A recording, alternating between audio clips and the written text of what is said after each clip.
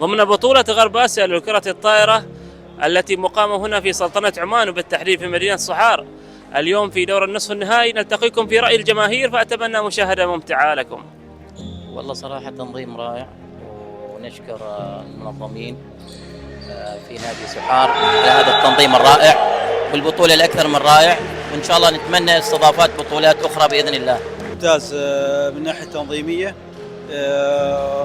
ويشكر عليه نادي صحار. ممتاز صراحة، يعني من كل الجوانب ما شاء الله تنظيم مرتب، فرق مرتبة، جداول بعد نفس الشيء مرتبة.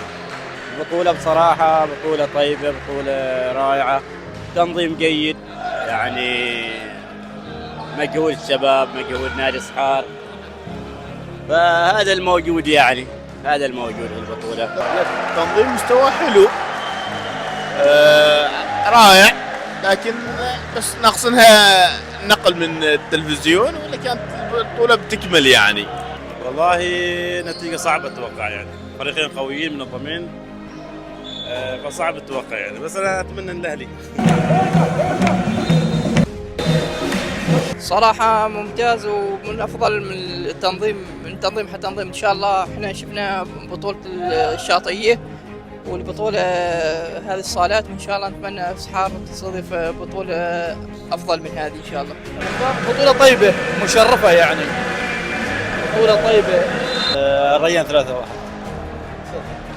والله التوقع صعب، لأن الفريقين ياسين يعطوا في المباراة، وتحس عندهم مثلا سقوط كورة ما تحس يقاتلوا عليه، فصعب توقع صراحة في المباراة، لأن الفريقين عندهم كوكب من لاعبين، وعندك لاعبين يقدرون يخلصوا لك كورة، وعندك في دفاعهم قوي، وعندهم حتى في الكورة شانس تحس عندهم يعني الكورة ما تطيع عندهم بسهولة، عشان كذي ما صعب توقع فيه. الكويت.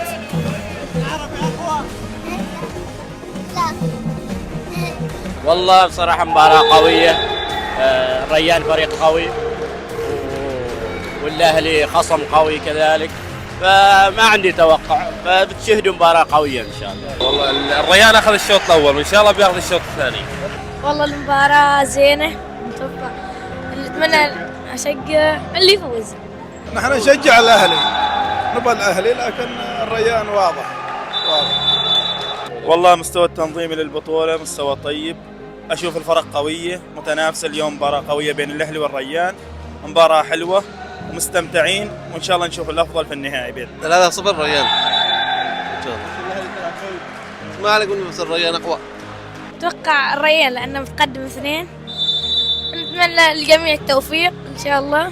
والله إحنا نتمناها الأهلي، لكن الريان عندهم لاعبين خبرة وأفضل من الأهلي، وإن شاء الله الأهلي يفوز.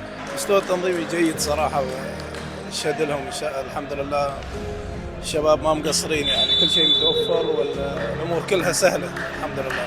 تنظيم البطولة حلوة صراحة، تنظيمها غاوي. فريق الأهلي صراحة ممتع عن نشوف فريق الجين يعني. والله مباراة جميلة وبين الطرفين، رغم انه يعني تقدم اول شيء الكويت الكويتي، وبعدين رجع العربي القطري، وحاليا العربي القطري يعني مثل ما تقول حسم الشوط، لكن المتكافئة المباراة بين الطرفين، يعني ممكن الحين هذا الشوط الرابع يكون من صالح الكويت الكويتي. المباراة يعني مثل ما تقول يمكن تنتهي بالشوط الخامس. إن شاء الله الكويت كويتي 3-1 3-2 إن شاء الله. العربي والكويتي كويتي.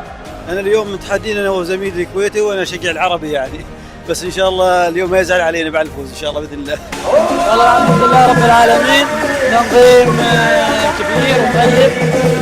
نشكر أبو عبد الله على استضافة البطولة، ونشكر داود شيزاوي كذلك، والحمد لله بالتوفيق إن شاء الله الكويت كويتي.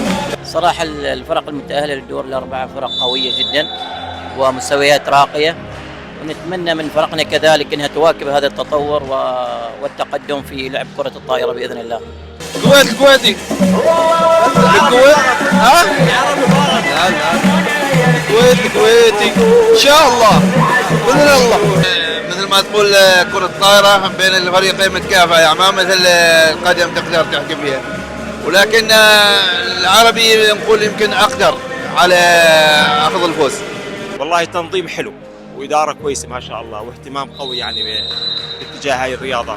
بداية البطولة معروفة يعني الأندية القطرية هي اللي بتنافس يعني، بس بصراحة الكويت اليوم يعني يلعب مع انهم يعني فريقين كبار في المجموعات، بس ما كان أداء الكويت نفس الأداء اللي كان لعبوه في المجموعة، لكن اليوم مباراة حلوة وطيبة وإن شاء الله أتمنى التوفيق للفريقين إن شاء الله. والله شوف البطولة بأمانة نجاح تنظيمي ونجاح فني، يعني اللي شفناه اليوم حتى اليوم الأخير طرفي المباراة النهائية يعني ما طلعوا بسهولة كثر ما كان في تنافس. الكويت اليوم والعربي أثبتوا أنهم فريقين يستحقون الوصول نصف النهائي، والفائز منهم توقعي راح يكون هو المنافس الأول للبطولة.